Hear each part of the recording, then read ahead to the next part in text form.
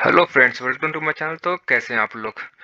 मैं यहाँ पर खान सर का नोट्स है इतिहास का, जो कि प्राचीन, मध्यकालीन और आधुनिक तीनों यहाँ पर मैं कवर करूँगा। और मैं आपको ये सिलसिलेवार तरीके से एक एक लाइन, एक एक चीज़ मैं आपको समझा के पढ़ाऊँगा इसमें क्या है। तो मैं इसका सीरीज मैं स्टार्ट करने जा रहा हूँ आज। तो आप मुझे ढेर सारा प्यार दें, और जो भी इस चैनल में नए हैं जल्दी से जाकर लाइक, शेयर और सब्सक्राइब कर दें, जो कि मुझे भी थोड़ा मोटिवेशन मिलेगी। तो चलिए, आज मैं इतिहास स्टार्ट करता हूँ आंसर का नोट से। अतीत का अध्ययन इतिहास कहलाता है। जो भी हम पुरानी चीज को पढ़ते हैं वो सब इतिहास में ही आता है, ठीक है।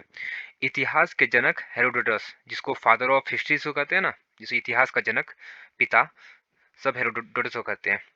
इतिहास को तीन खंड में बांटा गया है। वो तीन खंड कौन कौन सा है? प्रागैतिहासिक काल, एक पहला ये है। अध ऐतिहासिक काल दूसरा ये है। ऐतिहासिक काल ये तीसरा है। तीन भाग में बांटा गया है। अब इसमें भी खंड बांटा गया है, इसमें भी पार्ट बांटा गया है। प्रागैतिहासिक काल में कौन कौन सा है? पूरा पाषाण काल, मध्य पाषाण काल, नव पाषाण काल और ताम्र पाषाण काल।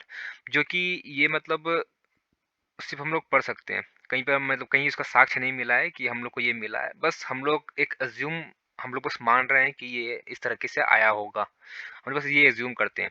फिर यहाँ पर ऐतिहासिक काल आता है, जिसमें सिंधु सभ्यता, कांस्य और हड़प्पा, ये तीन इसमें आता है।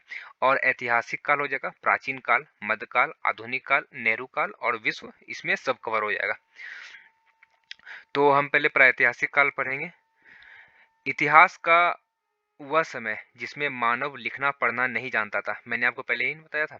तो यहाँ पर मानव ना लिखना जानता था ना पढ़ना जानता था। इसकी जानकारी केवल पुरातात्विक साक्ष्य से मिलती है। ये जो मतलब सिर्फ पुरातात्विक साक्ष्य से मिलती है, मतलब ये सिर्फ पुरातात्विक का मतलब होता है एज्यूम करना।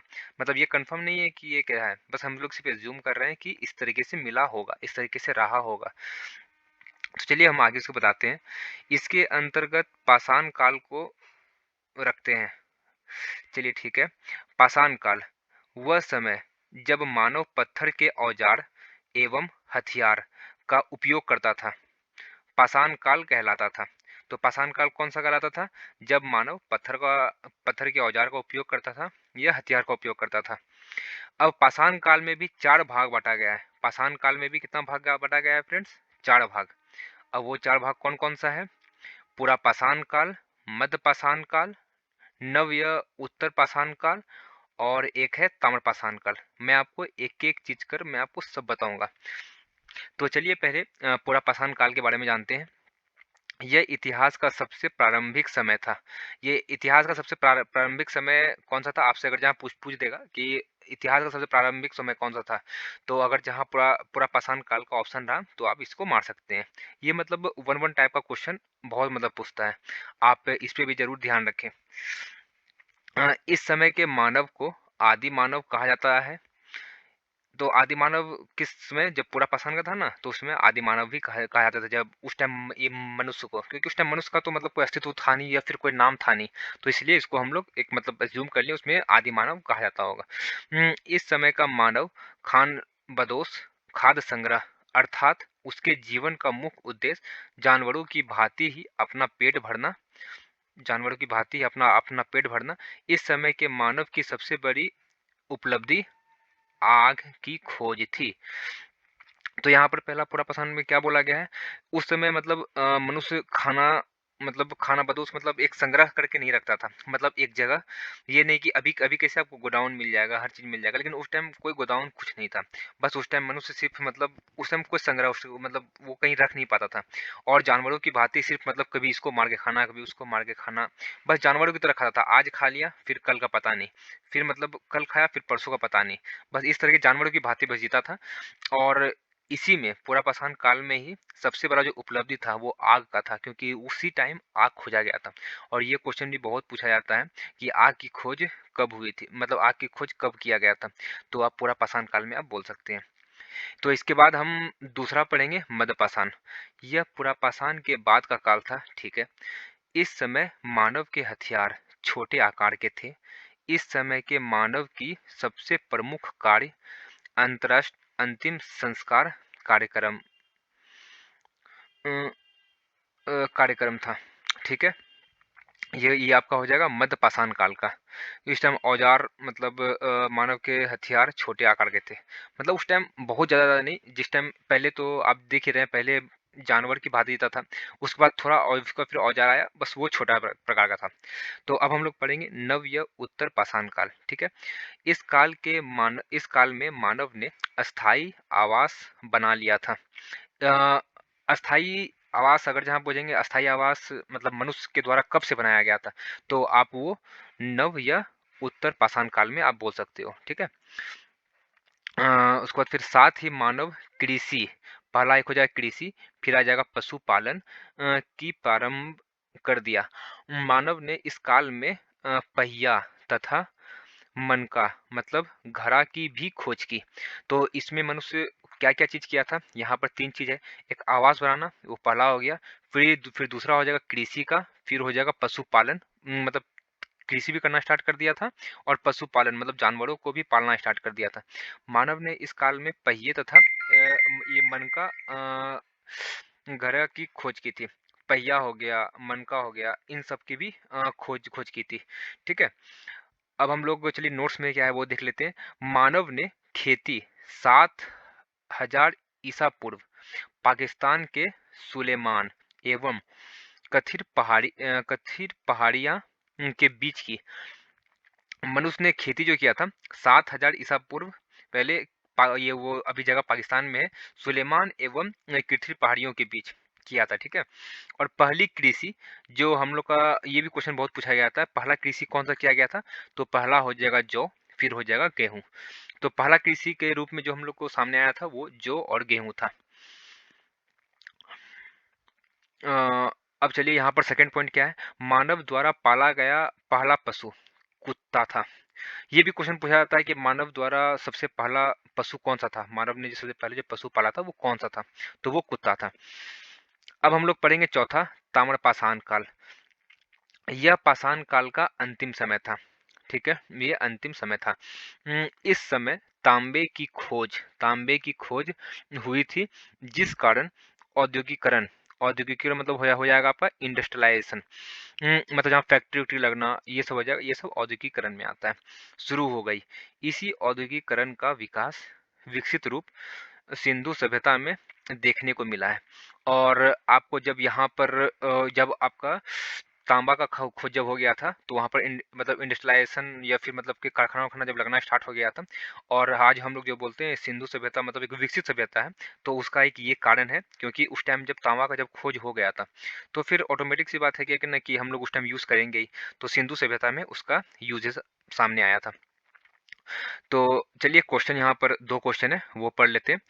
किस काल में मानव आखेटक मतलब शिकारी था, पूरा पाषाण काल में? तो हमने आपको बताया ही था यहाँ पर कहाँ पर मतलब कि मनुष्य ने शिकार करना कब स्टार्ट किया था, या फिर कब मतलब जानवर की भांति खाता था, तो मतलब इसी में हो गया। और किस स्थान से पहली बार चावल का साक्ष्य मिलता है, तो ये इलाहाबाद का कोल्डी हवा में सब, ये पहली बार चावल का साक्ष्य अगर जहाँ पूछता है कि आपको कहाँ मिलता है, तो इलाहाबाद के कोल्डी हवा में मिलता है। तो हम लोग पढ़ेंगे अब ऐतिहासिक काल, जो कि इसका सेकेंड रूप था। आप यहाँ पर देखिए सेकेंड रूप, और इसके बाद एक ऐतिहासिक काल है, वो थर्ड रूप है। चलिए हम लोग सेकेंड पढ़ते हैं। ऐतिहासिक काल क्या है? इस काल में मानव द्वारा लिखी गई लिपि को पढ़ा नहीं जा सकता। ठीक है। मनुष्य मतलब ये जो लिखा हुआ लिपि था उस टाइम पढ़ा नहीं जा सकता था, किंतु लिखित साक्ष्य मिलते हैं। देखिए उस टाइम मतलब क्या बोला गया है कि जो साक्ष्य मिला है मतलब कि मनुष्य ने लिखा है, ठीक है ना, जो लिखा है, लेकिन लेकिन वो पढ़ नहीं सकते हैं। ठीक है। लेकिन लिखित साक्ष्य मिला है, ऐसा नहीं कि ना कि इसके पहले आपने जो देखा था प्रागैतिहासिक काल में, इसमें इसमें ना लिखाई था ना पढ़ाई था, मतलब इसमें कुछ नहीं था।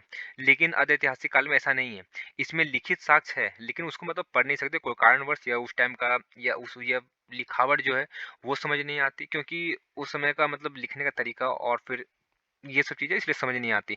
तो लेकिन लिखित साक्ष्य मिलते हैं, लेकिन पढ़ नहीं सकते। चलो ठीक है। इस काल के जानकारी का स्रोत भी पुरातात्विक साक्ष्य ही है। पुरातात्विक मतलब अनभिज्ञ, हम समझ ही रहे हैं। इसमें सिंधु सभ्यता को रखते हैं। अदैतिहासिक काल में किसको रखते हैं? सिंधु सभ्यता को रखते हैं। तो चलिए सिंधु सभ्यता के बारे में कुछ पॉइंट देखते हैं। यहाँ हम लोग पढ़ेंगे अब सिंधु सभ्यता। यह सभ्यता सिंधु नदी के तट पर मिली है।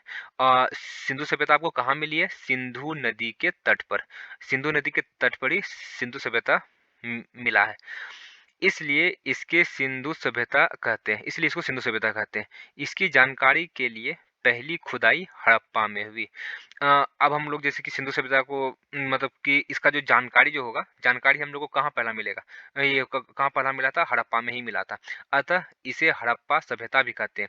सिंधु सभ्यता का एक और नाम है हड़प्पा सभ्यता।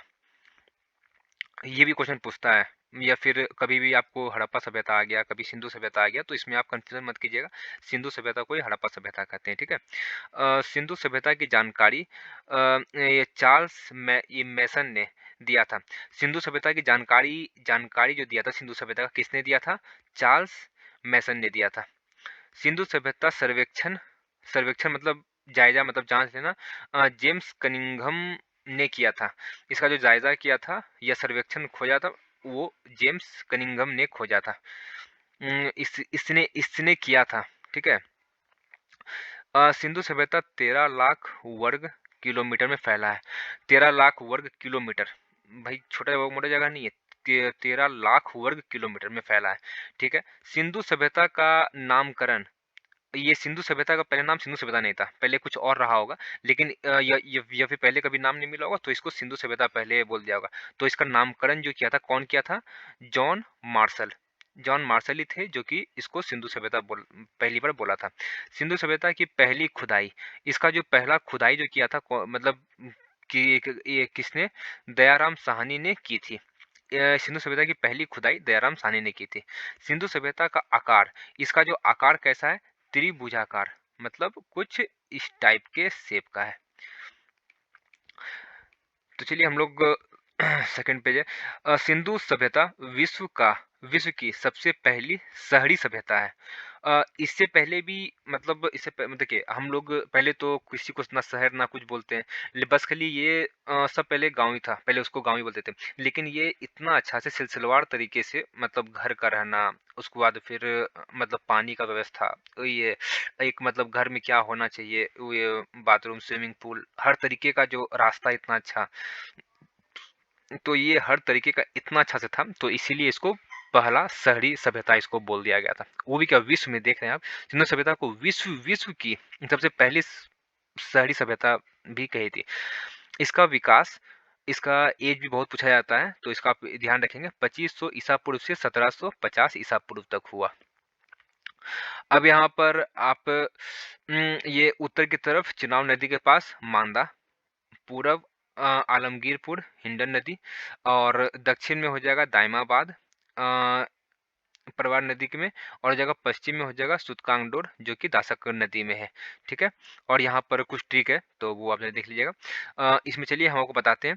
इसकी पश्चिम सीमा पाकिस्तान के सुतकांगडोर, इसकी जो पश्चिम सीमा थी वो कहाँ तक थी? पाकिस्तान के सुतकांगडोर में थी, जो दासक नदी के तट पर है।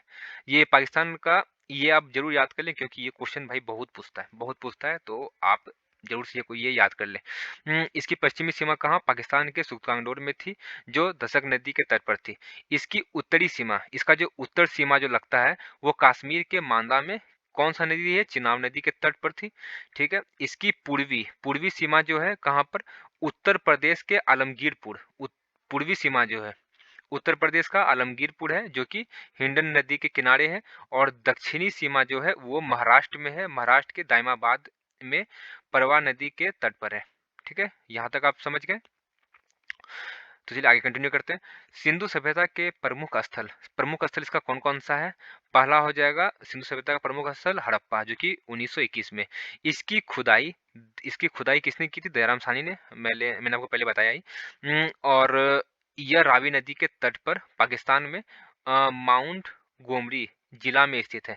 अगर जहाँ ये पूछेगा आपको हड़प्पा कहाँ पर है, तो आप पाकिस्तान के रावी नदी के तट पर ये माउंट गोमरी जो है, तो वहीं पर यह हड़प्पा जगह स्थित है। यहाँ से निम्नलिखित वस्तुएं मिलती है। कौन कौन सा वस्तु यहाँ से मिला है आपको? हड़प्पा से कौन कौन सा वस्तु मिला है? ये कुम्हार का चाक, मतलब कुम्हार का चाक, मुझे लगता है गोल वाला जो होता है ना, जिसमें घुमाता है, वो मिला है। अन्नागार, जहाँ पर अन्न जहाँ रखते हैं, श्रम आवास जहाँ पर ये आराम करते हैं, श्रमिक आवास, सॉरी सॉरी आराम नहीं, जहाँ पर मतलब मनुष्य जो जो रहते हैं ना जिस जगह में, वो आवास। चौथा में हो जाएगा मातृ देवी की मूर्ति, लकड़ी की ओखली, लकड़ी की ओखली, ओखली जो आप जानते हैं घर में जो मतलब वो सब ओखली नहीं यूज करता सब, वही हो गया। ल, लकर का ताबूत, और RH-37 कब्रिस्तान। ये क्या है ये तो मुझे नहीं पता। हाथी का कपाल, अच्छा हाथी का कपाल, मतलब पहले सब इंटरेस्टेड तो रहते ही होंगे। और हो जाएगा स्वास्तिक चिन्ह, हम लोग का जो स्वास्तिक चिन्ह लिया गया है वो भी हड़प्पा की जगह से ही, मतलब स्वास्तिक चिन्ह वहां से मिला है। अब हम लोग पढ़ेंगे मोहनजोदड़ो 1921, और यहाँ पर हम लोग का हो जाएगा मोहनजोदड़ो 1921, ठीक है। इसकी खुदाई सन 1921 में राखल दास बनर्जी, इसकी खुदाई 1921 में किसने किया था? राखल दास बनर्जी ने किया था। और ये क्वेश्चन भाई हमेशा आप याद रखिएगा, क्योंकि 1 नंबर में ये बहुत क्वेश्चन पूछता है। 1 नंबर में क्या है, हर कंपटीशन में तो 1 में होता है, लेकिन हाँ, लेकिन ये क्वेश्चन बहुत बहुत पूछता है, आप इन सब चीज़ों में एकदम ध्यान दीजिएगा कि हड़प्पा सभ्यता का कौन किया था? दयाराम साहनी किया था। और मोहनजोदड़ो में किसने किया था? राखल दास बनर्जी ने किया था। यह पाकिस्तान के लरकाना जिले में स्थित है। यह सिंधु नदी के तट पर है। ये किसके नदी के तट पर है? सिंधु नदी के तट पर मोहनजोदड़ो। यह सिंधु सभ्यता का सबसे बड़ा शहर है। सिंधु सभ्यता का सबसे बड़ा शहर कौन सा है? सिंधु एक सभ्यता थी, मतलब बहुत वो बड़ा था, तो इसमें जो सबसे बड़ा शहर था वो मोहनजोदड़ो था, ठीक है। यह सबसे बड़ा शहर था, इसमें ये सबसे बड़ा शहर था। यह मृतकों का एक बहुत बड़ा टीला है। यह मृतकों का एक बहुत बड़ा टीला है। यहाँ से निम्नलिखित वस्तुएं मिलती है। कौन कौन सा वस्तु मिलता है? पुरोहित आवास, घरों में कुआं, घर में जो कुआं जो होता है अभी जो जहाँ जहाँ गांव में देखते हैं, विशाल स्नानागार, स्नानागार जो कि हम लोग आज स्विमिंग पूल भी कहते हैं, अन्नागार जहाँ पर अन्न का जहाँ भंडार था, सूती वस्त्र हो जाएगा, सबसे चौड़ी सड़क हो जाएगा, सड़क वड़क, क्योंकि ये शहर की संज्ञा दी है तो समझ रहे हैं, तो ये सड़क वड़क तो मतलब बिल्कुल होना कॉमन सी बात है। सभागार जहाँ पर हम लोग जहाँ पर सभी सभा हवा करते थे। पशुपति शिव, कांस ये नृत्य की, मतलब जो डांस करती हुई वो कांच की मिली थी, तांबे की ढेर। ये सब मतलब वहां से आपको मोहनजोदड़ो से आपको मिला है। और चलिए और पॉइंट देख लेते हैं। मोहनजोदड़ो का अन्नागार सिंधु सभ्यता का सबसे बड़ा भवन या इमारत है। अच्छा, ये अन्नागार जो है जहाँ पर हम लोग अन्न जहाँ पर स्टोर करके रखते थे, जहाँ पर मतलब वहाँ पर रखते थे, तो वो मोहनजोदड़ो का सिंधु सभ्यता का सबसे बड़ा भवन, वो सबसे बड़ा भवन है। मतलब भवन में आप समझ रहे हैं, जब भवन जब बोला गया या इमारत जब बोला गया कितना बड़ा होगा, वो बहुत बड़ा था।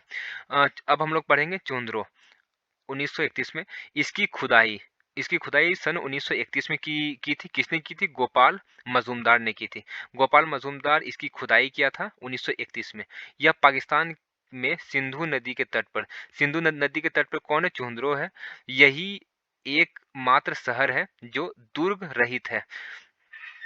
दुर्ग रहित मतलब दुर्ग का मतलब होता है, मैं आपको बता देता हूँ, दुर्ग का मतलब किला होता है। मतलब और सब में किला था, ठीक ना, और सब में जैसे कि इमारत हो गया, किला हो गया, और सब में था, लेकिन ये दुर्ग रहित है। मतलब यहाँ पर कोई भी किला या फिर इमारत, मतलब ये कोई बड़ा बड़ा बड़ा बड़ा चीज नहीं था, लेकिन घर हर जगह था, लेकिन कोई बड़ा बड़ा इमारत या ये सब नहीं था।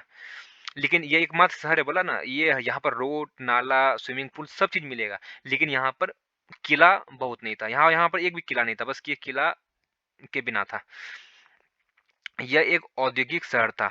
औद्योगिक तो मतलब समझिए ना आप, मतलब इंडस्ट्री शहर, मतलब इंडस्ट्रियल, मतलब इंडस्ट्रीज जो है ना आपका, यहाँ पर हर चीज उद्योग उद्योग वो हर चीज था, लेकिन दुर्ग रहित था।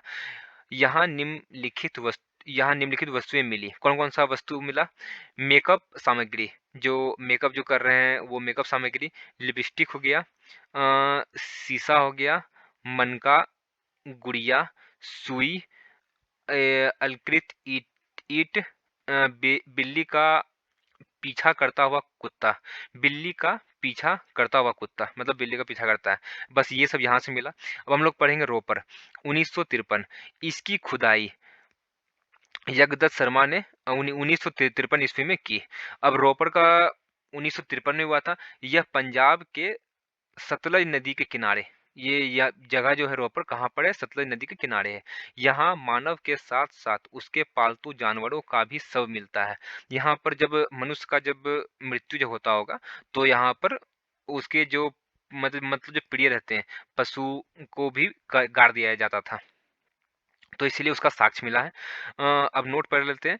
ऐसा ही शव नवपाषाण काल में जम्मू कश्मीर के बुर्जहोम में मिला है, जो कि सिंधु सभ्यता में किया था, जो हड़प्पा में किया था, उसी तरह यहाँ जो नवपाषाण काल में मिला था, कहाँ पर, जम्मू कश्मीर के बुर्जहोम में मिलते हैं। ठीक है। अब हम लोग पढ़ेंगे बनवाली वाला के बारे में। इसकी खुदाई रविंद्र सिंह ने की। यह हरियाणा में स्थित है। इसके समीप रंगई नदी है। यहाँ जल निकासी का व्यवस्था नहीं था, यहाँ पानी निकलने का व्यवस्था नहीं था, जो कि इसके कंपेरिजन में मतलब कि और सब जगह में मिलता था। जिस कारण घरों में सोख्ता मिलता है। सोख्ता तो मतलब आप समझ रहे होंगे, अगर जहाँ जो नहीं समझेंगे मैं बता देता हूँ। सोख्ता मतलब ना घर में ही जहाँ पर मिट्टी जैसे है, तो वहां पर खोद देता था। मतलब कुछ गोल इस तरीके से, ये तो गोल नहीं बना, ये कुछ मतलब गोल इस तरीके से मतलब कि ना खोद देता था। ठीक है। और यहाँ पर पानी जो भी मतलब ना, जो भी पानी का मतलब जो भी पानी आता था, बस यहाँ से आया पानी, यहाँ से पानी से आ करके बस ये सोख्ता में गिर गया, और अंदर जो पानी जो रहता है बस वो जा करके ऑटोमेटिक सूख जाता था। तो सोख्ता इसी को कहते हैं। तो यहाँ पर मतलब आपका यहाँ पर पानी जाने का व्यवस्था नहीं था, ये बस सोख्ता बना देते थे, जो कि पानी आकर के उसी में रहता था और पानी ऑटोमेटिक उसी को सोख लेता था। आप अभी भी जान रहे हैं, मिट्टी में अगर पानी आप दोगे तो ऑटोमेटिक पानी सोख लेता है, बस यहाँ पर पहले वही काम करता था, सोख्ता बना देता था। यहाँ की सड़कें टेढ़ी मेढ़ी थी। यहाँ की सड़कें टेढ़ी मेढ़ी, आप ये बोल रहे ये इस टाइप की, वहाँ की सड़कें टेढ़ी मेढ़ी थी इस टाइप की। अब चलिए हम लोग पढ़ेंगे कालीबंगन। इसका अर्थ होता है काली मिट्टी की चूड़ी। कालीबंगन का अर्थ क्या होता है? काली मिट्टी की चूड़ी। आपको अगर यहाँ से दिक्कत होगा तो मैं ये आपका इरेज कर देता हूँ, आपको अगर जहाँ कोई दिक्कत कालीबंगन का अर्थ क्या है? काले मिट्टी की, ये काली मिट्टी की चूड़ी। ठीक है। यहाँ से अलंकृत ईंट, चूड़ी, ये जुता हुआ खेत, हल एवं हवन कुंड मिलते हैं। यहाँ से आपको क्या, ये क्या क्या मिलता है? ईंट हो गया, चूड़ी हो गया, जुता हुआ खेत, हल हल और हवन, ये सब मतलब कि ये सब कुंड जो है आपको कालीबंगन से मिलते हैं। यह राजस्थान में सरस्वती, जिसको घग्गर नदी के से भी नाम भी ये जाना जाता है, वो इस मतलब राजस्थान में सरस्वती या घग्गर नदी के किनारे है। कौन? कालीबंगन। इसकी खुदाई बीके थापड़ तथा बीबी ललन ने की। इसकी खुदाई कौन किया? बीके थापड़ था और बीबी ललन, बीबी लाल ने की। अब इसके बाद आता है धौलावीरा। यह गुजरात में स्थित है। धौलावीरा कहाँ पर स्थित है? गुजरात में स्थित है। यह सिंधु सभ्यता की सबसे बड़ा स्थल है। सिंधु सभ्यता का सबसे बड़ा स्थल किसे कहेंगे? धौलावीरा को कहेंगे। इसकी खुदाई कौन किसने की थी? रविंद्र सिंह ने की थी। अब हो जाएगा सुरकोतदा। यह गुजरात में स्थित है। यहाँ से कलश सावधान तथा घोड़े की हड्डी मिलती है। ठीक है, यहाँ से आपको घोड़े की हड्डी मिलती है। ये तो कॉमन सा है। चलिए ठीक है। अब हम लोग पढ़ेंगे लोथल के बारे में। यहाँ सिंधु सभ्यता का बंदरगाह स्थल है। लोथल में सिंधु सभ्यता का बंदरगाह, जहाँ पर अभी जैसे आप जान रहे हैं पोर्ट, जहाँ पर मतलब कोई भी समुद्र से कोई भी व्यापार करना होता है तो हर किसी को बंदरगाह का मतलब जैसे ट्रेन चलता है तो कहीं ना कहीं स्टेशन उसका होता है। तो इसीलिए जहाँ पर शिप चलता है कोई भी सामान यहाँ से वहाँ, तो उसके लिए बंदरगाह, वो स्टेशन कौन सा होगा, वो उसको बंदरगाह कहते हैं जिस जगह। तो वो पहले मतलब सिंधु सभ्यता में लोथल बंदरगाह स्थल था। यहाँ से गोदीवाड़ा यहाँ से गोदीवाड़ा मिला है।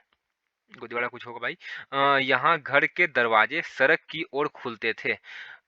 इसका जो घर का जो दरवाजा था वो सड़क की ओर खुलते थे। यहाँ फारस की मुहर यहाँ फारस की मुहर मिली है, जो विदेशी व्यापार का संकेत है। लोथल में फारस का मुहर मिला है, तो इसीलिए मतलब एज्यूम करते हैं कि यहाँ से विदेशी व्यापार में भी शायद होगा। हम लोग पढ़ेंगे यहाँ से युगल समाधान मिला है, जो सती प्रथा का प्रतीक है। ठीक है। अब हो जाए हम लोग पढ़ेंगे रंगपुर। यहाँ गुजरात में स्थित, यह गुजरात में स्थित है। रंगपुर कहाँ है? गुजरात में स्थित है। यहाँ से धान की भूसी मिली है। धान की भूसी कहाँ से मिला है? रंगपुर से मिला है। सिंधु सभ्यता का सबसे बड़ा स्थल धौलावीरा है। सिंधु सभ्यता का सबसे बड़ा स्थल कौन सा है? धौलावीरा है, जो कि गुजरात प्लस पाकिस्तान दोनों में है। मतलब ये जो रंगपुर जो है आपका ये मतलब ये जो है ना गुजरात और पाकिस्तान दोनों में है। भारत की सबसे बड़ा स्थल राखीगढ़ी हरियाणा में। भारत में सबसे बड़ा स्थल कौन सा है?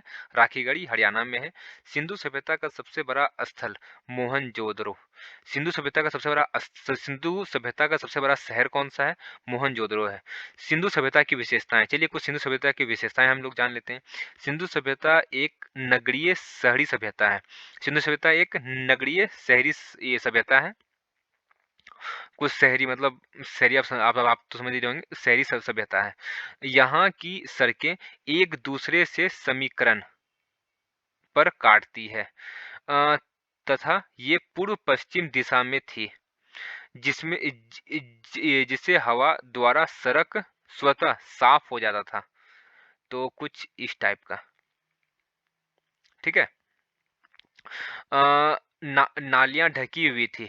नालियाँ यहाँ पर ढकी हुई थी, मतलब पूरा तरह से। अभी कैसे मतलब नाली मतलब ओपन रहता है तो उसमें उसमें बहुत सारी गंदगियाँ, मतलब कुछ प्लास्टिक या फिर और भी चला जाता था।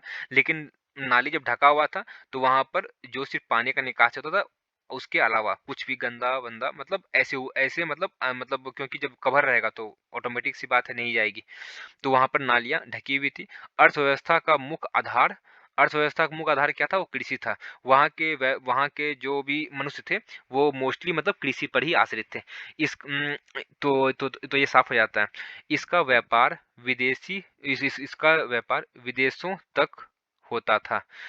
और इसका व्यापार जो है मतलब इसका मुख्य रूप से आधार तो इसका कृषि था, लेकिन व्यापार भी इसका होता था, क्योंकि जब भी अन्न तो मतलब जब उगाएगा तब जब ज़्यादा हो जाएगा तो उसे मतलब यहाँ से वहाँ मतलब ना वो कोई जो मतलब जो ये कुछ उगा देते थे तो उसे देते थे, और उसके पास से मतलब इन्हें को जरूरत रहता था तो उसके पास से ये ले लेते थे। तो इसी तरह मतलब विदेशों तक मतलब ये व्यापार करते थे। इसका समाज मृतक सॉरी समझता था। इसकी लिपि भाव चित्रात्मक थी, ठीक है, जिसे पढ़ा नहीं जा सकता है। मतलब इसकी लिपि जो है जो कि लिखावट थी भाव चित्रात्मक थी, जिसे मतलब कि पढ़ा नहीं जा सकता है, मतलब हम लोग पढ़ नहीं सकते हैं। ठीक है, इसके मुहरों पर सर्वाधिक एक सिंग वाले जानवर का चित्र था। Sorry friends. इसकी मुहर पर सर्वाधिक एक सींग वाले जानवर का चित्र था, जो कि मुहर तो आप समझ रहे हैं। इसके मुहरों पर गाय का चित्र नहीं मिलता है। इसके मुहर पर किसका? गाय का चित्र नहीं मिलता है, तो किसका मिलता है? एक सींग वाला जानवर का मिलता है। यहाँ माप तौल यहाँ माप तौल के लिए न्यूनतम बजट 16 केजी का था, ठीक है, माप तौल का। सिंधु सभ्यता के लोग युद्ध या तलवार से परिचित नहीं थे। यहाँ के लोग युद्ध और तलवार दोनों से परिचित नहीं थे। मतलब समझ लीजिए कि जब ये लोग जब युद्ध और तलवार जब परिचित नहीं है तो ये कितने शांतिपूर्वक से अपना जीवन यापन करते होंगे। सिंधु सभ्यता के विनाश का सबसे बड़ा कारण बाढ़ का माना जाता है। यहाँ पर सभी ने, क्योंकि ये औपचारिक रूप से तो मतलब नहीं हुआ, लेकिन मतलब सब एज्यूम करते हैं कि यहाँ पर अगर जहाँ विनाश हुआ होगा तो बाढ़ के रूप में, मतलब बाढ़ के रूप में ही हुआ होगा, क्योंकि हर किसी का मत अलग अलग है, ठीक है। लेकिन यहाँ पर कोई कंफर्म नहीं है, लेकिन हम लोग एज्यूम करते हैं कि यहाँ पर क्योंकि इतना फलना फुलना, यहाँ पर कोई युद्ध नहीं, यहाँ पर किसी के द्वारा मारपीट नहीं, तो अगर जहाँ इसका मतलब कुछ भी ठप हुआ होगा या फिर कुछ भी विनाश हुआ होगा वो बाढ़ के कारण ही हुआ होगा। अब हम लोग पढ़ेंगे मेसोपोटामिया की सभ्यता, जो कि 10,000 ईसा पूर्व से। इसका विकास इसका विकास इराक में टिग्रिस एवं यूफ्रेटस नदी, दजला फरात नदी के मध्य में हुआ है, ठीक है। यहाँ की मिट्टी अत्यधिक उपजाऊ थी। यहाँ की मिट्टी अत्यधिक उपजाऊ थी। यह सभ्यता ग्रामीण थी। ये सभ्यता कौन सी? मेसोपोटामिया की सभ्यता कौन सी थी? ग्रामीण थी। ये आप क्वेश्चन 1 नंबर का है। इसकी अर्थव्यवस्था का मुख्य आधार क्या था? कृषि था। इसका भी कृषि ही था। इस समय के मंदिरों को जिगदुर्दत कहा जाता था। ये इस समय के मंदिरों को जिगुर्द कहा जाता था। मेसोपोटामिया की सभ्यता के 4 भाग थे। कुछ-कुछ अगर फ्रेंड्स मेरा वर्ड्स में जहाँ ऊपर-नीचे होता होगा वो आप ज़रा समझ जाइएगा, ठीक है? वो थोड़ा मैनेज कर लीजिएगा। सुमेरियन की सभ्यता, ये मेसोपोटामिया में सभ्यता था, वो 4 सभ्यता कौन-सा था? सुमेरियनों की सभ्यता हो जाएगा, बेबीलोन की सभ्यता हो जाएगा, असीरिया की सभ्यता हो जाएगा, कैलिड्रिया की सभ्यता हो जाएगा। ये 4 भाग हैं, ठीक है? जो कि 4 सभ्यता में आपको ये बांटा गया है। झूलता हुआ बगीचा बेबीलोन में स्थित है। झूलता हुआ बगीचा कहाँ पर स्थित है? बेबीलोन में स्थित है। सिकंदर ने इस सभ्यता का विनाश कर दिया और इसके स्थान पर ग्रीक सभ्यता को थोप दिया। सिकंदर जो है मेसोपोटामिया की सभ्यता को विनाश कर दिया और इसके जगह, इसके स्थान पर ग्रीक सभ्यता को थोप दिया। मतलब कोई चाहता नहीं था कि मतलब आए, लेकिन बस इसको मतलब जबरदस्ती थोप थोप देना होता है ना, तो वही किसी ने थोप दिया ग्रीक सभ्यता को। विश्व की सबसे पहली सभ्यता, विश्व की आप इस ये भी क्वेश्चन आता है, विश्व की सबसे पहली सभ्यता कौन सा थी? तो आप मेसोपोटामिया की सभ्यता आप कहिएगा। जबकि विश्व की पहली नगरीय सभ्यता वो है हो जाएगा सिंधु सभ्यता। अगर जहाँ विश्व की सबसे पहली सभ्यता पूछेगी तो आप मेसोपोटामिया की सभ्यता कहिएगा, और अगर जहाँ विश्व की पहली नगरीय सभ्यता कहेगी तो वो आप सिंधु सभ्यता को आप बोलिएगा। अब हो जाएगा मिस्र की सभ्यता, और मिस्र की सभ्यता का कब है? 3100 ईसा पूर्व, ठीक है? यह मिस्र के रेगिस्तानों में स्थित है। हाँ, यह मिस्र के रेगिस्तानों में स्थित है। इसे नील नदी की देन कहते हैं। मिस्र की सभ्यता को क्या कहते हैं? नील नदी की देन कहते हैं। यह सभ्यता का विकास फिरौन के नेतृत्व में किया गया था। यह सभ्यता का विकास, इसका जो विकास जो हुआ है किसके अधीन हुआ है? फिरौन के अधीन हुआ है, या फिरौन के नेतृत्व में हुआ है। यह सभ्यता में पिरामिड, सूर्य कैलेंडर तथा मम्मी का विकास हुआ था। ये आप ये जो मम्मी जो है, आप तो वो समझ ही रहे होंगे, क्या कि मम्मी का विकास और सूर्य कैलेंडर और यह पिरामिड जो है वो सब मिस्र में ही है। तो यहाँ इसका जो विकास हुआ था मिस्र में ही हुआ था, अर्थात यह सभ्यता का रसायन शास्त्र सुदृढ़ था, ठीक है? गीजा का पिरामिड सबसे प्रसिद्ध है। ये जो पिरामिड जो है गीजा का पिरामिड वो सबसे प्रसिद्ध है, आपने तो नाम सुना ही होगा गीजा का ये पिरामिड। अब हो जाएगा, हम लोग पढ़ेंगे रोम की सभ्यता जो कि 600 ईसा पूर्व में है। यह इटली में विकसित थी। इन्हें पूरे भू महासागर पर अधिकार कर लिया था। जो कि रोम की सभ्यता है, पूरे भू महासागर पर इसका अधिकार था।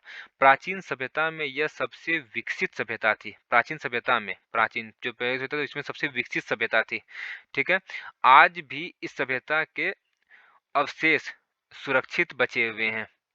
देख लीजिए, ये आज भी एकदम पूरा तरीके से सुरक्षित बचा है, जो कि पर्यटन का आकर्षक केंद्र है, जो कि यहाँ पर घूमने और फिरने के लिए भी ये मनुष्य मतलब कि आदमी लोग जाते हैं वहाँ पर। इस सभ्यता के 2 सबसे बड़े राजा जूलियस सीजर एवं अगस्टस थे, ठीक है? यहाँ पर 2 राजा। अब हम लोग पढ़ेंगे नोट। जूलियस सीजर की हत्या धोखे से उनके मंत्रिमंडल द्वारा कर दी गई। जूलियस सीजर की हत्या जो मतलब किया था, उसके मंत्रिमंडल में ही किसी ने धोखे से कर दिया था। जूलियस सीजर नामक नाटक विलियम शेक्सपियर ने लिखा है। अच्छा, जूलियन सीजर नामक नाटक जो है विलियम शेक्सपियर के द्वारा लिखा गया है। अब हम लोग पढ़ेंगे फारस की सभ्यता जो कि 500 ईसा पूर्व में है। यह वर्तमान ईरान में थी, ठीक है? फारस की सभ्यता किसे कहेंगे? यह वर्तमान ईरान में थी। इस सभ्यता का विकास तेजी से हुआ है, तेजी से हुआ था, ठीक है? इन्होंने पूरे अरब प्रायद्वीपीय पर अधिकार कर लिया था। ये फारस की सभ्यता है, ये पूरे अरब प्रायद्वीप पर अधिकार कर लिया था, ठीक है? इसकी भाषा फारसी, इसकी भाषा क्या थी? फारसी थी, तथा अ, पारसी धर्म को मानते थे। इसकी भाषा कौन सी थी? फारस की सभ्यता की मतलब ये फारसी सभ्यता हम लोग पढ़ रहे हैं, और इसका भाषा क्या था? फारसी था, और इसका धर्म जो था पारसी पारसी था। सिकंदर ने इस धर्म को अंत कर दिया। सिकंदर ने इस धर्म का अंत कर दिया। सिकंदर जो है पारसी धर्म का पूरी तरीके से खात्मा मतलब अंत कर दिया। सपाटा। सपाटा अपने बहादुर सैनिक के लिए विख्यात है। सपाटा जो है अपने बहादुर सैनिक के लिए मतलब यहाँ पर बहुत अच्छे अच्छे सैनिक रहे हैं तो इसके लिए विख्यात है। यह ग्रीस के पास एक छोटा सा क्षेत्र है। सपाटा जो है मतलब बहुत बड़ा नहीं, वो ग्रीस के पास एक छोटा सा क्षेत्र है जो कि एक बहादुर सेना का मतलब बहादुर सेना वहाँ का विख्याता था। बहुत बहुत अच्छे अच्छे मतलब सेना वहाँ वहाँ से मतलब निकले हैं। सपाटा के मात्र 300 सेनाओं ने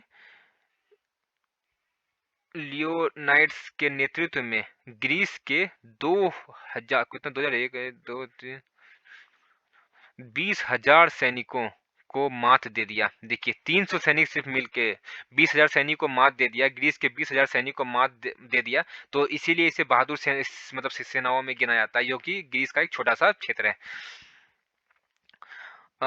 ग्रीस की विशाल सेना का नेतृत्व जर्किस कर रहा था। ठीक है। जर्किस ने धोखे से स्पेर्टस को हरा दिया। अच्छा, जर्किस जो था धोखे से स्पेट कौन स्पेर्टन्स को हरा दिया। पीली नदी की सभ्यता अब हम लोग पढ़ेंगे। नहीं, चलो पीली नदी की सभ्यता हो जाएगा। यह चीन में 5,000 ईसा पूर्व विकसित थी। होंगहो नदी के तट पर इसका विस्तार था। यह सभ्यता अपने उपजाऊ भूमि के लिए प्रसिद्ध था। अच्छा, पीली नदी की सभ्यता तो ये मतलब ये है। और यह जो है चीन में 5,000 ईसा पूर्व विकसित थे।